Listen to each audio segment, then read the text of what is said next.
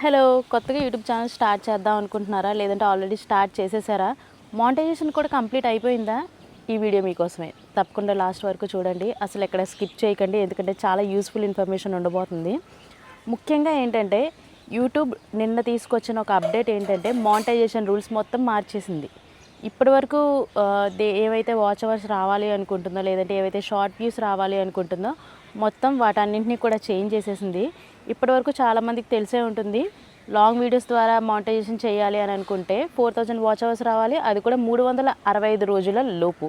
అదే short videos through మీరు monetisation చేయాలి అని అనుకుంటే 10 మిలియన్ వ్యూస్ రావాలి, అది కూడా 90 రోజుల లోపు. కానీ ఇప్పుడు 2027 ఫిబ్రవరి 1వ తారీఖు నుంచి అయితే ఈ రూల్స్ పూర్తిగా మార్చేయబోతుంది. ఏంటంటే వాచ్ అవర్స్ అయితే 8000 రావాలి లాంగ్ వీడియోస్ కోసం. అదే మీరు షార్ట్ వీడియోస్ త్రూ మానిటైజేషన్ చేసుకుందామంటే 20 మిలియన్ వ్యూస్ రావాలండి. అంటే 2 కోట్ల వ్యూస్ రావాలి, అది కూడా 90 రోజుల లోపు. వాచ్ అవర్స్ పెంచేసింది. అలానే మనకేమైనా టైం ఎక్కువ ఇచ్చిందా అంటే లేదు, సేమ్ టైమింగ్స్ ఇచ్చింది.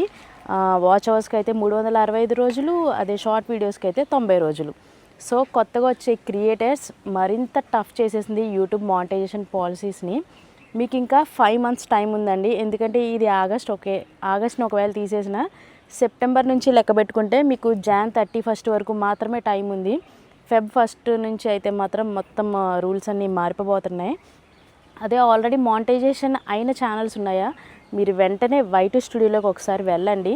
మీకు అక్కడ ఆల్రెడీ ఒక నోటిఫికేషన్ వచ్చి ఉంటుంది. ఎందుకంటే యూట్యూబ్ కొన్ని టర్మ్స్ అండ్ కండిషన్స్ ఉన్నాయి, వాటిని రివ్యూ చేసి యాక్సెప్ట్ చేయమని ఒక నోటిఫికేషన్ వచ్చింది.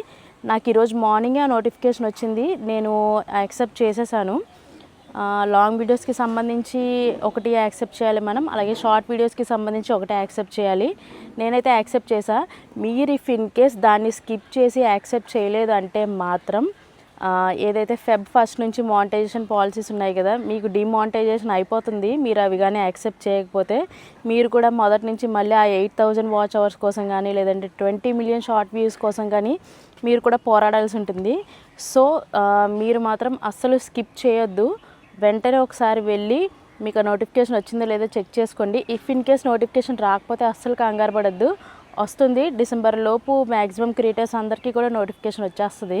చాలామందికి యూట్యూబ్ స్టార్ట్ చేయాలి, అందులో వీడియోస్ చేయాలి, త్రూ యూట్యూబ్ మేము ఎర్న్ చేయాలి అని చాలామంది కోరుకుంటుంది.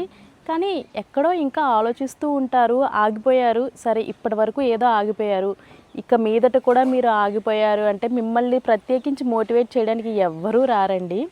సో ఇదే ఛాన్స్ మీకు. కమాన్, చాలా స్టార్ట్ చేయండి. మీలో ఉన్న క్రియేటివిటీని తీయండి. వీడియోస్ చేయాలి అనుకుంటే వెంటనే స్టార్ట్ చేయండి.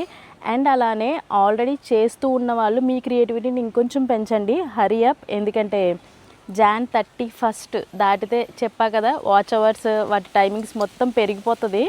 ఆ తర్వాత ఏంటంటే ఇప్పుడు ఎంత కష్టపడుతున్నారో దానికి డబుల్ కష్టపడాల్సి ఉంటుంది.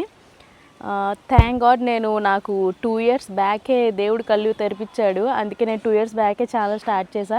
నేనైతే 1 ఇయర్ కష్టపడ్డానండి నా ఛానల్ని మానిటైజేషన్ అయ్యేలా చేయడానికి.